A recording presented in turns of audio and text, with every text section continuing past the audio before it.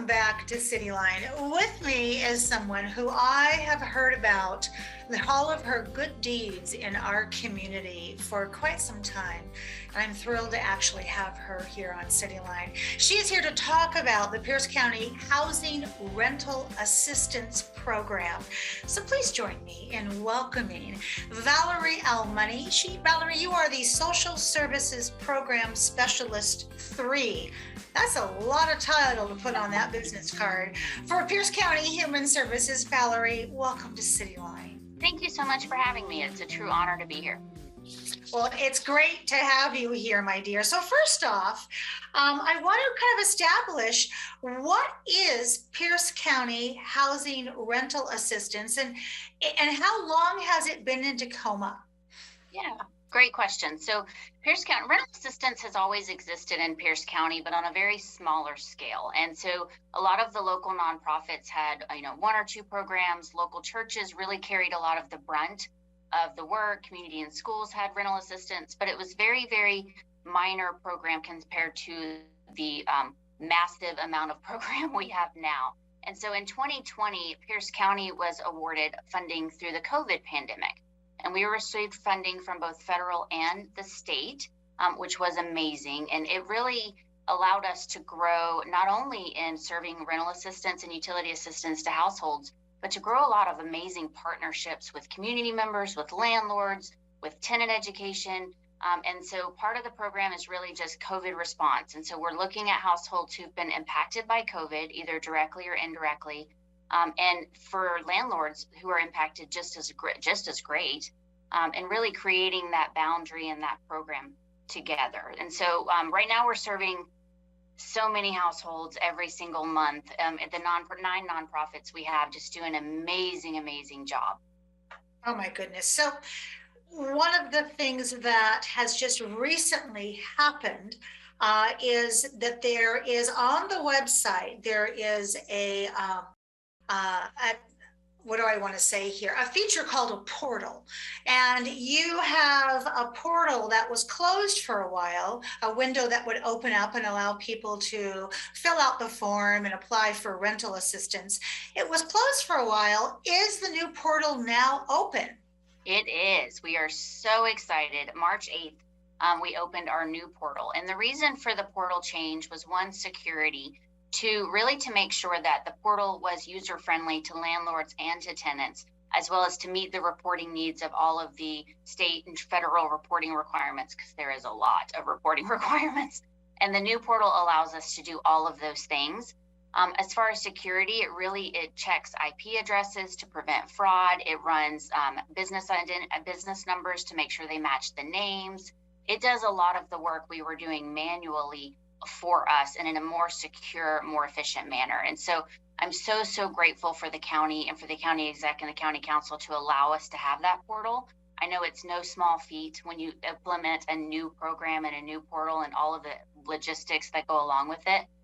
So just being allowed to have that it's been a huge change just in the last 3 weeks. Oh, I bet it has. I mean, you are treading water graciously amidst this tsunami right now of trying to help those, as you said, who were either directly or indirectly affected by COVID in terms of rental assistance. So right now, what are the current eligibility requirements? And I ask that because gosh, the first 6 months of the pandemic, the conversation and the requirements were different. And it seems like as each quarter happens, the requirements will change. So as of March of 2022, what are the current eligibility requirements? Yeah, great question. So Treasury and the state have definitely kept throwing us some curveballs and kept us on our toes. As they learned best practices, they implemented new requirements, some more flexible, some more stringent. And so we've had to really just be on our toes and constantly implement best practices as we went. And so currently the eligibility is under 80% area median income. So a household of one would need to make under about $52,000 which is pretty okay for a lot of federal programs. That's higher than normal. You have to be either directly or indirectly impacted by COVID. So that means loss of income, loss of wages, but it also means a substantial increase in expenses. So for example, you're now paying daycare for your first grader because schools were closed for so long. Or your water bills through the roof, or your groceries have now substantially increased. Like, we can document a lot of things because COVID impact really is very, very broad. You have to live in Pierce County. That includes the city of Tacoma. So you have to be a renter in Pierce County, and it can be a formal or informal lease agreement. So if you are renting from a friend or family member, if you have your own lease, if you're subletting, all of those are eligible under this program, and we will work directly with your landlord to get payment issued. And you have to be 1 day late. And we put that requirement because the requirement actually is at risk of homelessness. Well, during a pandemic, when you couldn't be evicted for non-payment of rent, how do you determine at risk of homelessness? And the best way to do that was to say 1 day past due, which works out really, really, really well, because the new funding from the state also requires past due, and that we haven't even started yet. So we won't have to make huge system changes, and we'll be able to flow into new dollars. Wow. My next question is because I remember when the Seattle Times reported that they had no more funding for rental assistance. And I thought, oh my gosh, just the tsunami of panic that set off in that city. So for Tacoma, what is the current available funding? And is there any additional funding expected at this time? Yeah, so the city of Tacoma actually has their own allocation, and they have about 3.6 million. Amazing partner. So thankful for their relationship through this whole process. And then the county, we have spent over 110 million, but we have about 38 to 40 million remaining. We know those dollars are still in the queue. We're working through them. We're processing applications. We do process applications on behalf of the city of Tacoma so that residents don't have to figure out which portal to go to, right? So that way we streamline it, make it as easy as possible for everyone. As far as future funding, every single time Treasury opens the request for additional dollars, we throw our name in the hat. just going to do what we can for our community members. And then we do know the state is going to come out with a permanent rental assistance program sometime in early next year. And so we are working diligently to get all of that eligibility requirements and process requirements through the state ready to go so that we can release our notice of funding availability as soon as that process is ready as well. Wow. So speaking of those applications, and when I think about just the sea of applications, how are they prioritized, Valerie? And oh my gosh, that just must take such skill.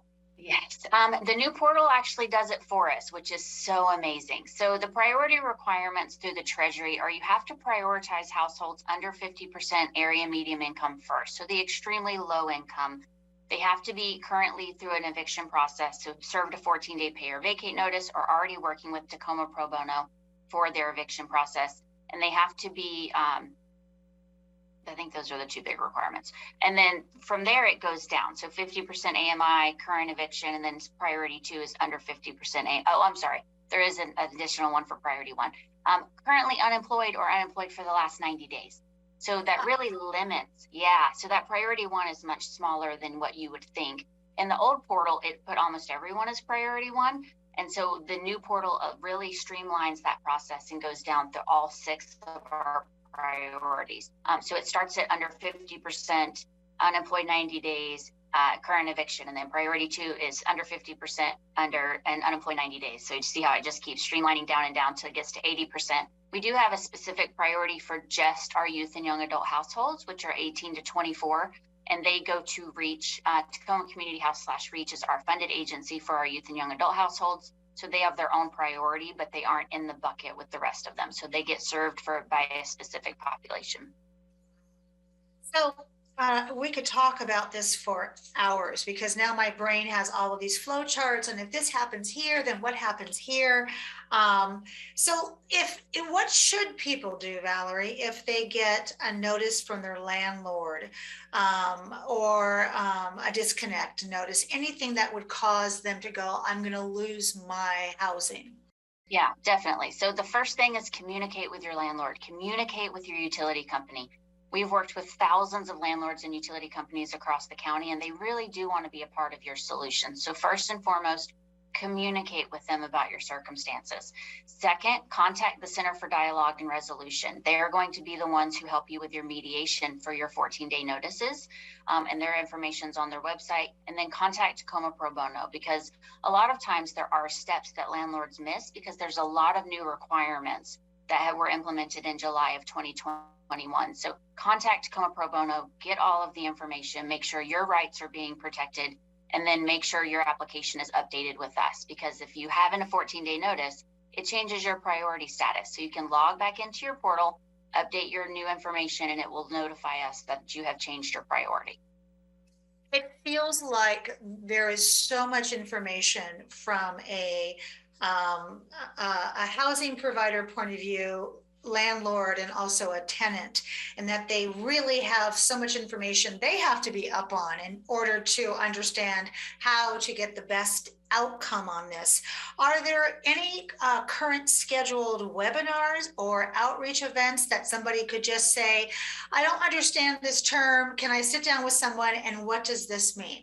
Yes, absolutely. So we have what we call housing help pop-up events with our amazing partners at Pierce County Library. We're going to start adding Tacoma Library as well. And what those are, landlord and tenants can come in, speak to our nonprofit providers. Tacoma Pro Bono is sitting right there at the table and get all of their answers questioned in, or all of their questions answered in person, which right now is a rarity, right? Like everything's Zoom, everything's phone call. And sometimes it's just really nice to see a face. And so we get, dozens of people come to each of those events. They're all of them are listed on our website. We're in Parkland, Spanaway, we're in Fife, we're in Lakewood, like we are all over the county. The other option is to contact one of our nonprofit providers. They can help you apply right there in person. And then we actually have a landlord Q&A and a tenant Q&A scheduled. So the landlord Q&A is going to be the Pierce County the Pierce County Rental Assistance Program, the Washington State Department of Commerce Landlord Mitigation Program. It's going to be Tacoma Pro Bono and the Center for Dialogue and Resolution are all four going to be there presenting and answering questions in real time. So if you have a question about, can I do this? Can I not do that? What does this form mean? How do I find it? You can attend our landlord Q&A or our tenant Q&A the first week of April. Registration's open on our website, and we will serve up to 1,000 people in that day. And then we'll immediately schedule the next one because they are very, very well attended. Oh, boy, that makes me feel good. Because navigating this, it's almost like sometimes you need to have a law degree. And that's a lofty goal, but it also is very, very daunting at times. If someone needs assistance, Valerie, completing the application in person, also in another language, what options are available? Because as we know, we try to remove those barriers. And if you don't have a laptop or a desktop, and you also, English is not your first language, those are barriers. Those are absolute barriers. And every barrier that we have seen in the last 2.5, 3 years, we really tried to work through them, and not just work around them, but find the eliminating factors and work through them so that they aren't a barrier for the next person. So if you don't have internet, you can call 211, and 211 will help you complete your application over the phone in over 200 languages, which is just astonishing to me.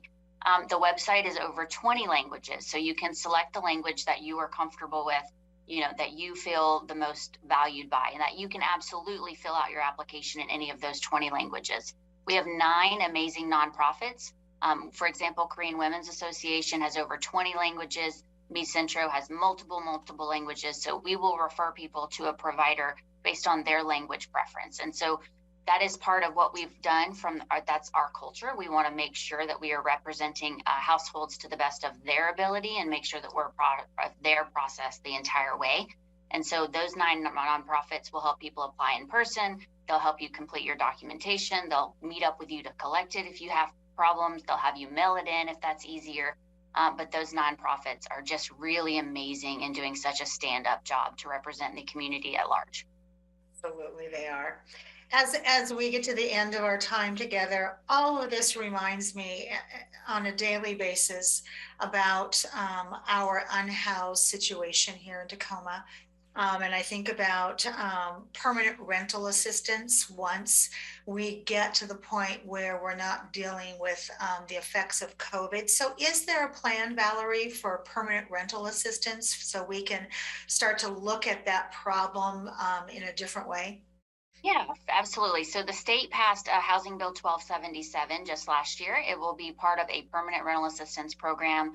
So the county has been waiting for the documentation eligibility requirements from the state, and then we will release our notice of funding availability, which will be open to all community members who would like to apply to kind of coordinate that program and be our provider, which is really exciting. So the eligibility requirements are still to come, but there will definitely be something. I think a lot of it is still going to be about collaboration and working with all of our amazing community partners and really keep building that relationship with our landlords and United Way 211 and making sure that we're kind of still reaching all of the milestones that we've been able to do so far. And really just continuing to connect with the homeless system with coordinated entry and making sure that they know about our program, we know about theirs, and there isn't that lag of in between of where do I go. And so that's a communication that we just constantly have today. You are everything I heard you would be and more. Valerie, thank you, thank you, thank you. You have so much on your plate that the fact that you would come sit with us and talk with us for 15 minutes is just a gift. And you have a permanent spot on Cityline. So, Valerie, thank you so very much for being here today. Yeah. Thank you for having me, and thank you for being so willing to share all of the information. I know you reach a lot of people, and it makes my job easier. So thank you for being you. Oh, well, you're more than welcome. We have much more to come on Cityline. Don't go away. We'll be right back.